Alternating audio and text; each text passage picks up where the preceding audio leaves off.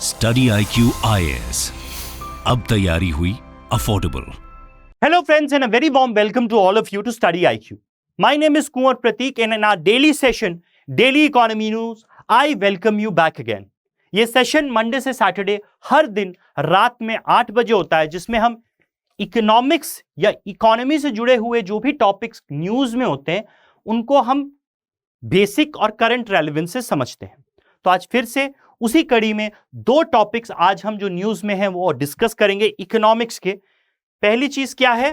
First topic which we have to discuss is retail wheat and atta prices flare up to record high on limited supplies. कि ऐसा क्यों हो रहा है कि गेहूं और आटे के दाम बहुत तेजी से बढ़ रहे हैं, इसके कारण समझने की हम कोशिश करेंगे।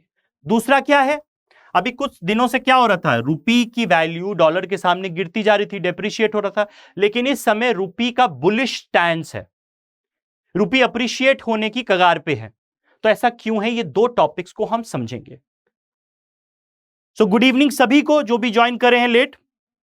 अब सेशन शुरू करने से पहले आप सभी को मैं ये बता दूं कि आप हमारे लाइव फाउंडेशन बैच 8 में एनरोल कर सकते हो। लाइव फाउंडेशन बैच 8 जो है हमारा, उसमें सारी की सारी क्लासेस लाइव होंगी और लाइव होने के साथ साथ ये क्लासेस बाद में आपको 2 सालों के लिए रिकॉर्डेड फॉर्मेट में दी जाएंगी। और सबसे अच्छी बात इस क्लास की यह है कि क्लास के बाद आपको दोनों इंग्लिश और हिंदी लैंग्वेज में हैंड रिटन नोट्स दिए जाएंगे। साथ ही साथ आपको इसमें मेंटर्स दिए जा रहे हैं जो आपको कॉन्स्टेंटली गाइड करेंगे, डाउट सॉल्व करेंगे, कोई प्रॉब्लम्स है तो सारी चीजें रिजॉल्व करेंगे। साथ ही साथ इसमें आपको daily current affairs, prelims test series, mains answer writing practice, सारी चीजें होगी और सब आपको बिल्कुल बेसिक से पढ़ाया जाएगा, 0 लेवल से पढ़ाया जाएगा। इस कोर्स में एनरोल करना है। कोर्स की कीमत है 24,499। लेकिन इतना पैसा क्यों देना है भाई? 5,500 रुपए का आपको डिस्काउंट मिल सकता है एडमिशन के लिए अगर आप कोड यूज करोगे KP लाइव, तो ये आपको 19,000 में मिल जाएगा। कौन सा कोड इस्तेमाल करना है आपको? KP लाइव, ये कोड आपको इस्तेमाल करना है। ये कोड इस्तेमाल करोगे तो आपको ये 19,000 रुपए का यानी 18,999 का एडमिशन मिल जाएगा। अब आ जाते हैं अपने टॉपिक पे। पहला टॉपिक स्टार्ट करने से पहले आप मुझे सोशल मीडिया पे फॉलो कर सकते हो तीनों जगह। अगर सेशन की PDF चाहिए तो यहां आ जाओ, यहां से PDF मिल जाएगी। सवाल तीनों जगह पूछ सकते हो। पहला टॉपिक क्या है? Retail wheat and atta prices flare up due to limited supply. अब भाई लिमिटेड सप्लाई क्यों हो रखा है? भाई जो गेहूं के दाम हैं और जो आटे के दाम हैं ये बढ़ रहे हैं। इसका बढ़ने का कारण क्या है? गेहूं तो बहुत ही ऐसी चीज है जो आराम से मिल जाती है, सस्ते में मिलनी चाहिए, वो महंगी क्यों हो रखी है इस समय? उसका एक कारण है कि वो क्यों महंगी हो रखी है। वो कारण एक बार हम लोग समझने की कोशिश करते हैं। सबसे पहला कारण क्या है? Ukraine is a very big producer of wheat. Ukraine गेहूं का एक बहुत बड़ा उत्पादक था, लेकिन अब रशिया यूक्रेन वॉर की वजह से यूक्रेन से व्हीट आना बंद हो गया इंटरनेशनल बाजार में, जिसकी वजह से सप्लाई कम हो गई है। उसकी वजह से भी प्राइसेस व्हीट के बढ़ रहे हैं। सो पहला रीजन क्या है? Russia Ukraine war. दूसरा रीजन क्या है? भारत में जो व्हीट की फसल होती है वो कब होती है? विंटर क्रॉप है, रबी सीजन में होती है। यानी भारत में जो गेहूं की कटाई होती है, हार्वेस्टिंग होती है, वो मार्च अप्रैल महीने में होती है। अब इस साल मार्च अप्रैल महीने जो 2022 का था, उसमें क्या थी? भारत में हीट वेव आ गई थी। हीट वेव यानी बहुत गर्मी हो गई थी, तो उसकी वजह से बहुत सारी फसल खराब हो गई। उस वजह से भी व्हीट के प्राइसेस ज्यादा हैं। तो क्या है दूसरा रीजन? इंडिया में हीट वेव एक रीजन है। तीसरा रीजन क्या है? कि जो सप्लायर्स हैं जिनके पास बहुत सारा गेहूं है, वो इस समय गेहूं बेचना नहीं चाहते हैं, वो होर्डिंग कर रहे हैं ताकि उनको ज्यादा प्रॉफिट मिले। तो suppliers are not selling the amount of wheat they already have in expectation of profit. तो होर्डिंग भी एक कारण है। ये तीन मेन कारण है प्रॉफिट मेकिंग के लिए, जिसकी वजह से व्हीट के प्राइसेस बढ़ रहे हैं। अब देखो, गेहूं के दाम बढ़ेंगे तो आटे के दाम तो बढ़ेंगे ही ना जी। जब रॉ मटेरियल गेहूं है, फाइनल प्रोडक्ट आटा है, तो आटे के दाम बढ़ेंगे ही, ऑब्वियस सी चीज है। तो इस वजह से व्हीट के दाम बढ़ रहे हैं और फ्लावर यानी आटे के दाम बढ़ रहे हैं। तो क्या है भाई, retail wheat prices have gone up by 11%, 11% से ये दाम बढ़ चुके हैं। आटा के कितने बढ़ गए हैं, 16% से बढ़ गए हैं जनवरी के मुकाबले, और ये कम नहीं हो रहे हैं जब तक अगली क्रॉप मतलब 2023 में मार्च अप्रैल में गेहूं की अगली फसल नहीं आएगी, राबी का। और जो मिल वाले हैं, जो आटा मिल चलाते हैं, उन्होंने सरकार से अर्ज किया है कि वो ज्यादा सप्लाई मार्केट में दे ताकि इनके दामों को कंट्रोल करा जा सके।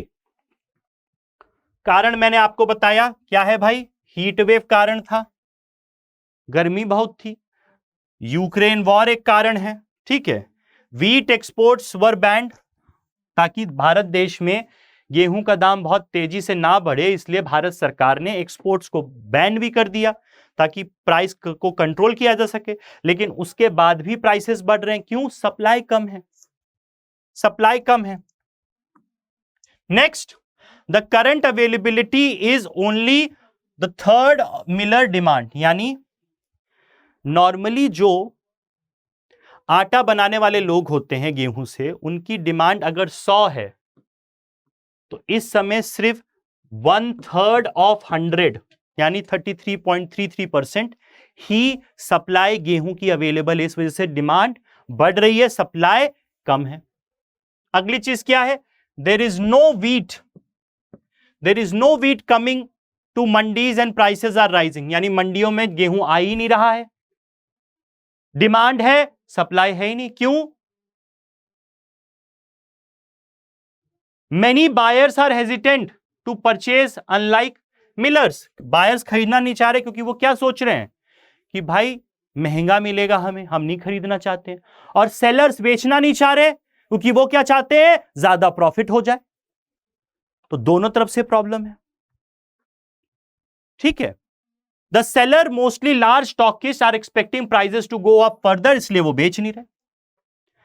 तो ये मुख्यतः कारण है जिस वजह से दाम बढ़ रहे हैं। अब देखो, मिनिस्ट्री ऑफ कंज्यूमर अफेयर का डेटा आया है।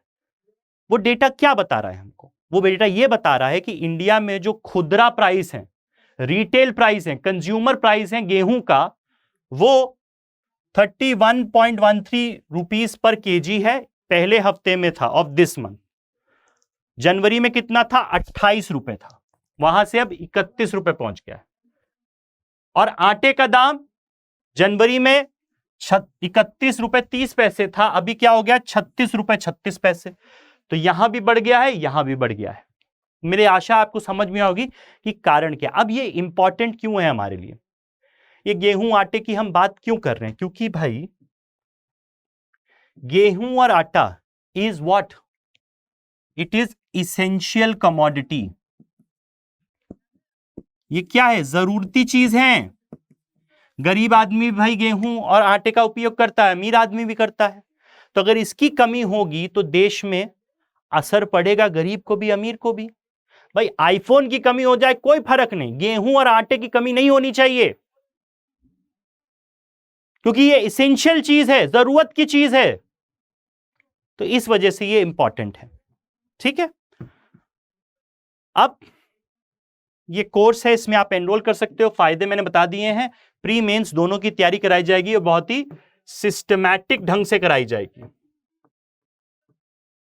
सारा कोर्स कंप्लीट कराया जाएगा। इसमें हर क्लास के बाद टीचर आपके लाइव डाउट लेगा। आप ऑडियो वीडियो जैसे भी आपको डाउट पूछना है पूछ सकते हो डायरेक्टली टीचर से। और अगर टीचर से अपना डाउट क्लैरिफाई नहीं कराया तो मेंटर से पूछ सकते हो। बाकी फायदे बता चुका हूं। कोड इस्तेमाल क्या करना है आपको, केपी लाइव। 19,000 में एडमिशन मिल जाएगा। नेक्स्ट पे आते हैं, रूपी बुलिश सेट टू अप्रिशिएट। देखिए, जनवरी 2022 से जब से रशिया यूक्रेन वॉर चालू हुआ है, तब से दुनिया की सारी करेंसी डॉलर के अगेंस्ट डेप्रिशिएट करी। सारी करेंसी ने अपनी वैल्यू खोई है। क्यों भाई? पूरी दुनिया में इन्फ्लेशन हुआ है, महंगाई हुई है, और पूरी दुनिया के सेंट्रल बैंक्स ने महंगाई कम करने के लिए इंटरेस्ट रेट्स बढ़ाए हैं ताकि मनी सप्लाई को कम करा जा सके, डिमांड को कम करा जा सके। यह चीज है कि नहीं है? सारे लोगों ने किया है ये। और देखिए, एक कहावत है, When America sneezes, world catches cold। जब अमेरिका छींकता है तो पूरी दुनिया को जुकाम हो जाता है। ऐसा क्यों बोला जाता है? क्योंकि America is the world largest economy, so if anything is happening in that economy, it is going to have ripple effect across the world. उसी की वजह से क्या हुआ, जितनी बार यूएस फेडरल रिजर्व, जो यूएस का सेंट्रल बैंक है, उसने इंटरेस्ट रेट बढ़ाया, तो बहुत सारे भारतीय जो विदेशी निवेशक थे भारत में फाइनेंशियल मार्केट्स में, उन्होंने अपना पैसा भारतीय फाइनेंशियल मार्केट से निकालकर विदेश ले गए। इसकी वजह से भारत का रुपी डेप्रिशिएट हुआ। मतलब इस साल, in the current year since January, rupee has depreciated by 12%। इतने से रुपये की कीमत डॉलर के मुकाबले गिरी है। लेकिन हम इकलौते देश नहीं हैं जिसकी वैल्यू गिरी है। बहुत सारे जापानीज येन तो 26% से ज्यादा गिरा है। यूके का पाउंड 25-26% गिरा है। So we are in a better position against other currencies. और भारत की जो करेंसी है उसमें एक बेहतर चीज यह हुई है कि भले ही हम डॉलर के मुकाबले हमारी करेंसी की वैल्यू गिरी हो, लेकिन पाउंड के मुकाबले, येन के मुकाबले और बाकी कई सारी करेंसियों के मुकाबले रुपये की वैल्यू बढ़ी है, यानी अप्रिशिएट हुई है। इसलिए क्या दर्शाता है? यह दर्शाता है कि डॉलर में अपवाद है। Dollar is a different thing, but when it comes to rupee, it has its own inherent strength. और रुपी में इनहेरेंट स्ट्रेंथ क्यों है? क्योंकि इतनी ग्लूमी पिक्चर जो दुनिया में हो रखी है कि यूएस रिसेशन में चला जा रहा है, यूके के बुरे हाल हैं, यूरोप के बुरे हाल हैं, उसके बावजूद आईएमएफ ने बोला है कि India is a bright spot, कि इंडिया की ग्रोथ रेट पहले से कम होगी, लेकिन अभी भी दुनिया में सबसे तेज गति से बढ़ने वाला देश भारत ही होने वाला है। तो इंडिया की कुछ इनहेरेंट स्ट्रेंथ्स हैं जिसकी वजह से यह हो रहा है। तो उसी वजह से जब भी थोड़ी स्थिरता आती है अर्थव्यवस्था में, तो इंडिया में जो विदेशी निवेशक हैं वो वापस से पैसा लगाना चालू कर देते हैं। देखिए, कभी भी आपकी करेंसी जो होती है वो मार्केट डिसाइड करता है उसकी वैल्यू, डिमांड और सप्लाई के आधार पे। तो जब यूएस डॉलर की वैल्यू बढ़ रही है, उसका मतलब क्या है कि डॉलर की डिमांड ज्यादा है।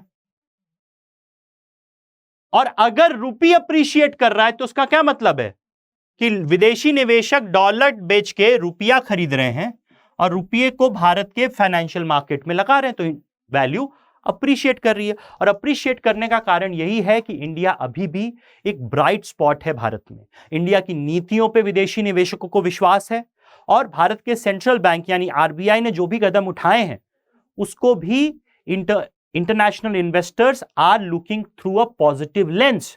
इसकी वजह से अभी कुछ दिनों से भारतीय करेंसी अप्रिशिएट कर रही है। तो rupee has appreciated against dollar over past week despite hawkish Fed. Hawkish मतलब इंटरेस्ट रेट बढ़ा रहा है। तो क्या है, एक समय 83 पहुंचने वाला था, अभी कहां गिरकर पहुंच गए हम लोग 81 पॉइंट, मतलब ₹1 से नीचे आ गए, मतलब बेहतर हो गई हमारी पोजीशन। अब market seems to be in a risk off sentiment, यानी अभी रिस्क को मैनेज कर रहा है मार्केट इंडिया के संदर्भ में, इंडिया के रिस्पेक्ट में, क्योंकि इंडिया के जितने भी इंडेसेस हैं वो स्टॉक मार्केट में बेहतर कर रहे हैं। इसका मतलब क्या है कि फॉरेन इन्वेस्टमेंट भारत में आ रही है। अगर हम डेटा पे ध्यान दें तो according to the last estimated NSDL data, NSDL का नेशनल स्टैंडर्ड डिपॉजिटरी लिमिटेड, इसमें क्या बताया, नेट इनफ्लो जो भारत में कुल इनफ्लो आया है वो कितने का है, 1.7 बिलियन का है। नवंबर में अभी तक, नवंबर में कितने ही दिन बीते हैं, 9 दिन हुए हैं। 9 दिन के अंदर 1.74 बिलियन डॉलर्स इंडिया के फाइनेंशियल मार्केट में इन्वेस्ट हो चुके हैं।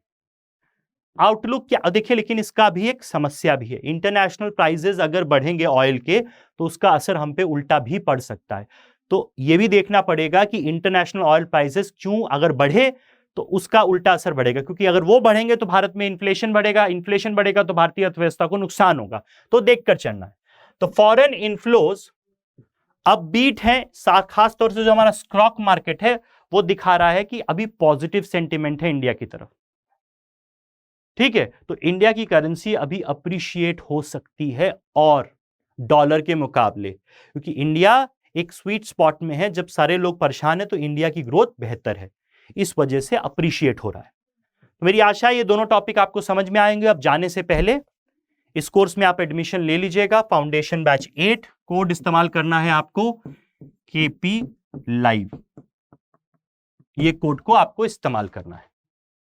19,000 में ये कोर्स में एडमिशन आपको मिल जाएगा। सोशल मीडिया पे फॉलो करने के लिए ये तीनों जगह आप मुझे फॉलो कर सकते हैं। सेशन की PDF यहां मिल जाएगी, बाकी सवाल तीनों जगह आप मेरे से पूछ सकते हो। इसी के साथ thank you very much, bye bye, take care, जय हिंद दोस्तों।